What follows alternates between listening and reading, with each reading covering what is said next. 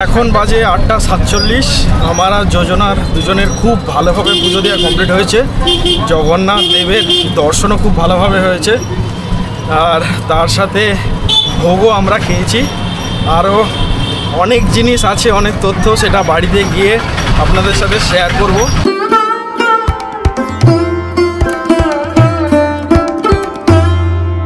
পুরীতে আমরা যে হোটেলটিতে ছিলাম, হোটেল এনআরএস রয়্যাল প্যালেস, সেখান থেকে জগন্নাথ মন্দিরের অ্যাপ্রক্সিমেট দূরত্ব 3 কিলোমিটার।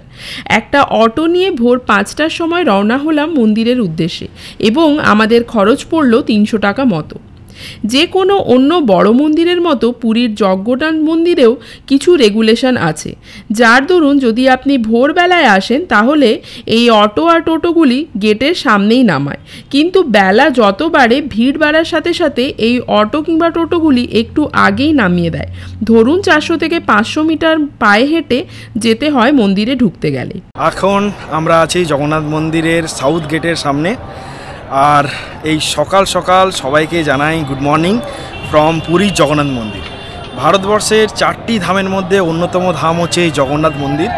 প্রচুর ভিড় আজকে, কারণ আজকে হচ্ছে রাম নবমী, আর আমি আর যোজনা এসেছি আজকে পুজো দিতে, ঠাকুরের দর্শন করতে। এভাবে দর্শন করব জগন্নাথ মন্দিরের, কোথায় কোথায় যাব, পান্ডা আমরা নিয়েছি কি নিইনি, পান্ডা নিলে কি কি সুবিধা আছে, ভোগ প্রসাদ কোথা থেকে পাবো, সমস্ত যাবতীয় তথ্য আপনাদের সামনে তুলে ধরবো।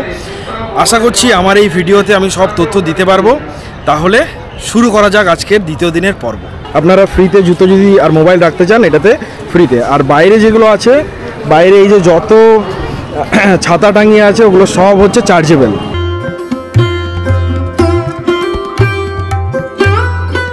এটা হচ্ছে সাউথ গেট, এই গেট দিয়ে আমরা ঢুকেছিলাম পুজো দেওয়ার জন্য।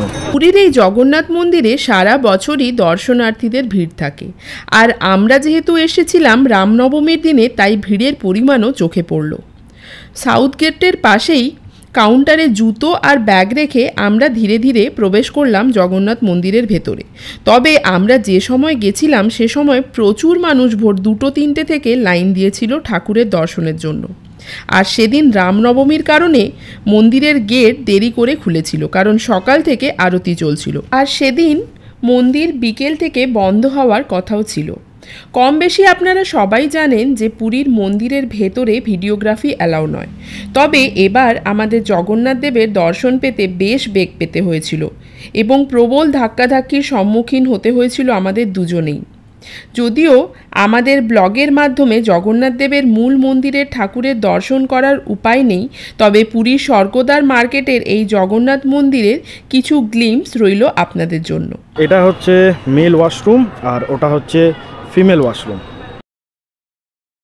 আমরা এখন যাচ্ছি ব্রেকফাস্ট করতে। এখানে কমপ্লিমেন্টারি ব্রেকফাস্ট শুরু হয় সকাল 7:30 থেকে, আর 10:30 হচ্ছে লাস্ট টাইম। সেটা হচ্ছে বেসমেন্টে ব্রেকফাস্ট হয়। আমরা এখন লিফটে করে নিচে যাচ্ছি বেসমেন্টে ব্রেকফাস্টের জন্য। আমাদের হোটেল বুকিংয়ের সাথে যেহেতু কমপ্লিমেন্টারি ব্রেকফাস্ট ছিল, তো সেজন্য ব্রেকফাস্টের জন্য আমাদের আলাদা করে কোনো পেমেন্ট করতে হয়নি। আপনারা তো জানেনই যে সকালবেলায় আমরা গেছিলাম জগন্নাথ দেবের মন্দিরে দর্শনের জন্য, তো সেজন্য ফিরে আসতেও লেট হয়ে গেছে। আর আজকে এমনিতেও সানডে ছিল, আর ব্রেকফাস্ট করতে আমরা দেরি করেও এসেছিলাম, তো সেজন্য ব্রেকফাস্টের জায়গাটাতে প্রচণ্ড ভিড় হয়ে গেছে, আর ব্রেকফাস্টও প্রায় শেষের মুখে। তবে এখানে ব্রেকফাস্টে কিন্তু ছিল এলাহি আয়োজন। চা কফি তো ছিলই, তার সাথে ছিল ইডলি, ধোসা, এদিকে ছিল পোহা, তার সাথে ছিল লুচি, আলুর দম, এবং ছিল বিভিন্ন ধরনের ভ্যারাইটি ব্রেড, তার সাথে ছিল চিকেন স্টু, অন্যদিকে ছিল ডিম সেদ্ধ, আর ডেজার্টের জন্য ছিল বিভিন্ন ধরনের ভ্যারাইটি কেক, তার সাথে ফল এবং ফ্রুট জুস। তো এই দিয়েই আজকের ব্রেকফাস্ট আমরা কমপ্লিট করলাম। যদি আপনি কম খরচে করেন, আপনি প্রথম কথা ফার্স্ট হচ্ছে যদি পান্ডা না নেন তাহলে ভোর 3-4টের সময় চলে যাবেন, পৌঁছে যাবেন জগন্নাথ দেবের মন্দিরে। ওখানে গিয়ে লাইন দেবেন, লাইন দেওয়ার পরে দক্ষিণ দুয়ার দিয়ে ঢুকবেন। দক্ষিণ দুয়ার দিয়ে ঢোকার পরেই সঙ্গে সঙ্গে পাবেন মেইন জগন্নাথ মন্দিরে লাইন দিতে। সেইখানে লাইন দিয়ে আপনি জগন্নাথ দেবের দর্শন করে আপনি এক্সিট করতে পারবেন, এবং তারপর সাউথ গেট দিয়ে এক্সিট করতে পারবেন। অন্নদান কিংবা আপনি যদি শুকনো প্রসাদ ভোগ চড়ান তাহলে কিন্তু আপনার একটা ভালো অ্যামাউন্ট যাবে, 3-4 হাজার টাকা আপনার যাবে। আনন্দবাজার, এটা মনে রাখবেন, আনন্দবাজার বলে একটা বিশাল বড় মার্কেট আছে। সেই আনন্দবাজার আপনি কাউকে বলবেন, তা দেখিয়ে দেবে, সেখানে ঢুকবেন, সেখানে আপনার 20 টাকা 30 টাকা মানে 20-30 টাকা আপনি ডাল ভাত ভোগ পাবেন। ওখানে আবার আগের দিনের যে তরকারি ভাত ডাল ভোগ আছে সেটাও পাবেন। শুকনো ভোগ আমরা যেরকম নিয়েছি 100 টাকা 150 টাকা 200 টাকা সেটাও আপনি পাবেন শুকনো ভোগ, যেখানে মিষ্টি থাকবে খাজা থাকবে, ঠিক আছে। তার সাথে আপনি ওখানে হরেক রকমের জিনিস পাওয়া যাচ্ছে, বিভিন্ন রকমের মিষ্টি শুকনো প্রসাদ সব রকমের আপনি সব জিনিস পেয়ে যাবেন। আপনাদের 3-4 হাজার টাকা খরচা করা দরকার নেই। এই জিনিসটা কিন্তু বহু ভিডিওতে বলা নেই, আমি এটা আজকে নিজে এক্সপিরিয়েন্স করেছি এবং সেই এক্সপিরিয়েন্সটা তুলে ধরছি আমার এই ভিডিওতে। এখন বাজে দুপুর 2টো, আমরা নিউ মেরিন ড্রাইভের রোড দিয়ে হেঁটে যাচ্ছি আমি আর যোজনা। এইদিকে হচ্ছে স্বর্গদ্বার আর লাইট হাউসের ওখানে অনেকগুলো দোকান আছে, সেখানেই আজকে ভাবছি লাঞ্চ করব, কারণ স্বর্গদ্বার অবধি যাওয়াটা একটু চাপের। এখান থেকে 1.8 কিলোমিটার, একটু ভালোই ডিস্টেন্স আছে। এখান থেকে যতই টোটো যায় প্রত্যেকজনই 100 টাকা করে বলে। আপনারা যদি এই হোটেল বুক করেন তাহলে 100 টাকা বললে আপনারা বার্গেনিং করে 50 টাকা করবেন, কারণ আমরা কালকে এসছি 50 টাকা দিয়ে। হ্যাঁ, আর আজকে সকাল থেকে অনেক সমুদ্রে স্নান করেছি, প্লাস সুইমিং পুলে স্নান করেছি, আর সেজন্য এখন আর ভোর 4টের সময় উঠেছিলাম। আজকে সকালবেলায় পুজোও দিয়েছি, তো সেজন্য আমরা খুব টায়ার্ড হয়ে গেছি, আর এত দূর স্বর্গদ্বার যেতে ইচ্ছে করছে না। সেজন্য ভাবছি পাশাপাশি যা দোকান থাকবে টুকটা খেয়ে নেব, আর দুপুরে আজকে একটু বাঙালিদের ঘুম দেব। সামনে লাইট হাউস আছে, লাইট হাউসের পাশেই অনেকগুলো দোকান আছে। এখান থেকে লাইট হাউস 10 মিনিট পায়ে হেঁটে, ওখানে গিয়ে বাঙালি কি দোকান আছে দেখি, দেখার পরে আপনাদেরকেও দেখাই। তাহলে আপনারা যদি এই হোটেলে আসেন বা এই হোটেলে আশেপাশে যে হোটেলে আসেন, কোথায় খাওয়ার ভালো ব্যবস্থা হবে এবং কম খরচে আপনাদেরকেও আমরা বলতে পারবো। আমাদের একটা হোটেলের কাছে একটা হোটেল দেখতে পাচ্ছেন, এটার নাম হচ্ছে ইস্টার্ন ধাম। এটা আরেকটা হোটেল আপনাদেরকে দেখাচ্ছি, লাকি ইন্ডিয়া। এটাও লাইট হাউসের একদমই কাছে। আপনারা এই ক্রেনটা দেখতে পাচ্ছেন, এই ক্রেনটা হচ্ছে এই যে বসা জায়গাগুলো আছে, এটা on air restaurant. On air এই হ্যাঙ্গিংয়ে যদি আপনারা বসে বুক করতে চান, এই এখানে নাম্বার দেওয়া আছে, এই নাম্বারে আপনারা বুক করতে পারেন। এটা হচ্ছে হোটেল সোনার বাংলা, এটাও খুব প্রিমিয়াম হোটেল। আপনারা প্রিমিয়াম হোটেল বুক করতে চাইলে এটা বুক করতে পারেন। এখানে অনেক ওয়াটার স্পোর্ট অ্যাক্টিভিটিও হয়, যেটা আপনারা করতে পারবেন। জেট স্কি, স্পিড বোট অনেকগুলোই হয়। এখানে রাস্তার ধারে প্রচুর ছোট ছোট দোকান আছে, কাউন্টার আছে, সেই কাউন্টার থেকে আপনারা ইজিলি বুক করতে পারবেন। বুক করে আপনারা ওয়াটার স্পোর্ট অ্যাক্টিভিটি করতে পারবেন। আজকে বিকেলবেলা আমাদের প্ল্যান আছে ব্লু ফ্ল্যাগ বিচে যাবার। ব্লু ফ্ল্যাগ বিচ, যেটা অনেক ভিডিওতে আমরা দেখেছি গোল্ডেন বিচ নামেও পরিচিত। এই ব্লু ফ্ল্যাগ বিচ এতটাই ক্লিন, যেটা ইউনেস্কো ওয়ার্ল্ড হেরিটেজ থেকে অ্যাজ এ ক্লিনেস্ট বিচের সার্টিফিকেট দিয়েছে। এটা হচ্ছে হোটেল প্রভুপাদ, বেশ ভালোই বড়, এবং এটাও বলতে পারেন deluxe room, super deluxe room, একটু প্রিমিয়াম টাইপের হোটেল। এটা একটু কস্টলি আছে। মোটামুটি বিচের ধারে যত হোটেলই আছে এই নিউ মেরিন ড্রাইভের ধারে, সি বিচ ভিউ রুম প্রত্যেকটাই কস্টলি, 3-4 হাজার টাকা মিনিমাম আপনার পড়বে। এটা হচ্ছে হোটেল শ্রীহরি, আর এই শ্রীহরির নিচে একদম খাওয়ার ব্যবস্থা আছে। এটা ক্যাফে, আর এটা আরেকটা রেস্টুরেন্ট যেখানে সব রকমের খাবার পাবেন। আর এই শ্রীহরি থেকে এই রাস্তা দিয়ে আমরা হেঁটে যাচ্ছি, এই রাস্তা দিয়ে গেলে অনেক ছোট বড় অনেক রেস্টুরেন্ট পাওয়া যাবে। এদিক ওদিক একটু খোঁজ করতেই পেয়ে গেলাম আমাদের আজকে লাঞ্চ করার জায়গা, এবি রেস্টুরেন্ট। রেস্টুরেন্টটা ছোট হলেও খাবার দাবারগুলির দামও কম ছিল এবং টেস্টও বেশ ভালোই ছিল। এখন আমরা যাচ্ছি ব্লু ফ্ল্যাগ বিচ, অনেকে আবার গোল্ডেন বিচও বলে। ইউনেস্কো ওয়ার্ল্ড হেরিটেজ সাইটে এটা অ্যাওয়ার্ড দিয়েছে ফর ক্লিনেস্ট বিচ। দেখা যাক কতটা ক্লিন। এক একটা করে জায়গা গভর্নমেন্ট থেকে বানাচ্ছে, আর এক একটা স্পট হয়ে যাচ্ছে, আর তার সাথে খরচাও বেড়ে যাচ্ছে। সব দিকেই হচ্ছে, আপনাদেরকেও দেখাবো। এখান থেকে ব্লু ফ্ল্যাগ বিচটা হচ্ছে স্টেশনের কাছেই, এখান থেকে 3.5-4 কিলোমিটার মতো। টোটোতে গেলে একটু কম খরচে হবে, 150 রুপিসে। অটোতে 200-250 টাকা বলবে, যে যেরকম।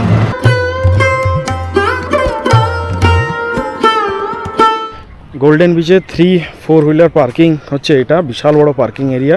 আপনারা গাড়ি নিয়ে আসলে এখানে পার্কিং করতে পারেন। আর বিভিন্ন গাড়ির বিভিন্ন রকম প্রাইস আছে। বিভিন্ন গাড়ির কি 20 টাকা। ওকে, গাড়ির প্রাইস হচ্ছে পার্কিং ফি 20 রুপিস করে। এই ব্লু ফ্ল্যাগ বিচটি পেয়েছে ইউনেস্কো ওয়ার্ল্ড হেরিটেজ বিচের তকমা। টিকিট কেটে ভেতরে প্রবেশ করলেই অনেকটা বড় জায়গা আছে, আর ঢুকেই সামনে রয়েছে একটা ক্যাফেটেরিয়া, আর সোজা চলে গেলেই রয়েছে সমুদ্র সৈকত। এই সমুদ্র সৈকতটি ভোর 5টা থেকে রাত্রি 8টা পর্যন্ত খোলা থাকে। ঢোকার মুখেই ম্যাপ আছে, যেখানে দেখে নিতে পারেন বিচের কোথায় কি কি জিনিস ঘুরে দেখা যায়।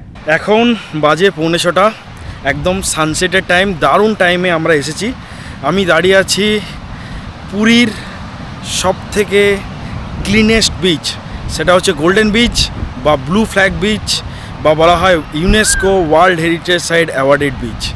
এই বিচের ধারেই রয়েছে বিশাল বড় একটা হোটেল, যে হোটেলে আপনারা থাকতে পারেন, গোল্ডেন রিসর্ট।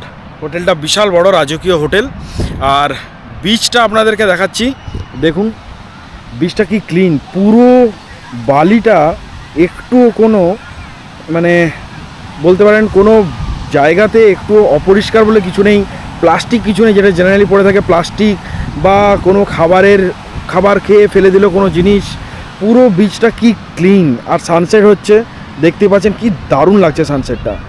এই পাশে ঝাউ গাছটা খুব ভালো লাগছে। আর এই যে চেয়ারগুলো দেখছেন, এই চেয়ারগুলোর কিন্তু ঘন্টায় রেট, বিভিন্ন রকমের চেয়ারের বিভিন্ন রেট। সেই রেটটা আমি এই ভিডিওতে তুলে ধরেছি, আপনারা দেখতে পারেন, আপনারা নিতে পারেন এসে। আর এখানের এন্ট্রি ফি 20 টাকা থেকে শুরু, যেটা হচ্ছে নাম দিয়েছে dolphin entry, 20 rupees for 3 hours. তারপরে আদার্স এন্ট্রি ফিগুলো আছে, যেটা আমি আমার ভিডিওতে দিয়েছি, আপনারা সেটা দেখতে পারেন। ডে আউট এন্ট্রিও আছে 100 রুপিস, মান্থলি পাস আছে 300। খুবই পরিষ্কার পরিচ্ছন্ন করে রেখেছে, আর রাস্তাগুলোর দুধারে লোহার চেন দিয়ে বেশ সুন্দর রেলিং করা আছে, খুব ভালো লাগছে দেখতে।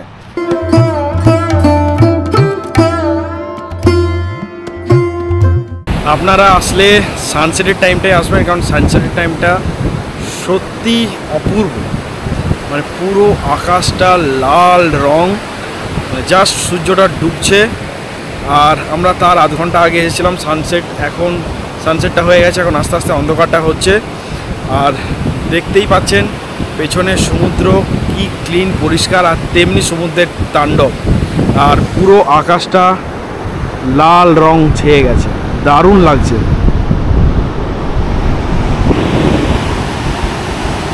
কি ভগবানের লীলা, আর কি পৃথিবীরও লীলা।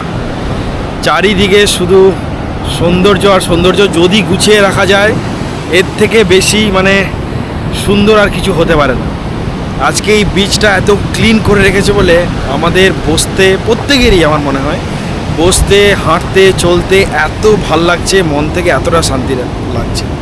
ক্লিন হওয়াটা কতটা জরুরি, কারণ অনেকেই দেখি যে পেপার ফেলে দিচ্ছে বা কোনো প্লাস্টিক ফেলে দিচ্ছে, সেই জায়গাটা নোংরা হয়ে যাচ্ছে। আপনারা এই জায়গাটা অবশ্যই আসবেন, খুব ভালো লাগবে। এই বিচের সূর্যাস্তটি ছিল এক অন্যরকম মায়াময়ী অভিজ্ঞতা। এরপর সন্ধে নামতেই আমরা একটা টোটো নিয়ে চলে এলাম পুরীর অন্যতম স্বর্গদ্বারের মার্কেট ঘুরতে।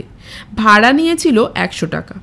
স্বর্গদ্বার থেকে পুরো পুরী লাইট হাউস অবধি কম বেশি পুরো বিচ জুড়েই রয়েছে বিভিন্ন জিনিসপত্র এবং খাওয়া দাওয়ার দোকান, আর জায়গায় জায়গায় চেয়ারও রাখা আছে। ঘন্টা প্রতি 100 টাকা ভাড়া, যেখানে বসে আপনারা উপভোগ করতে পারবেন পুরীর সমুদ্র সৈকত এবং মনোমুগ্ধকর পরিবেশ।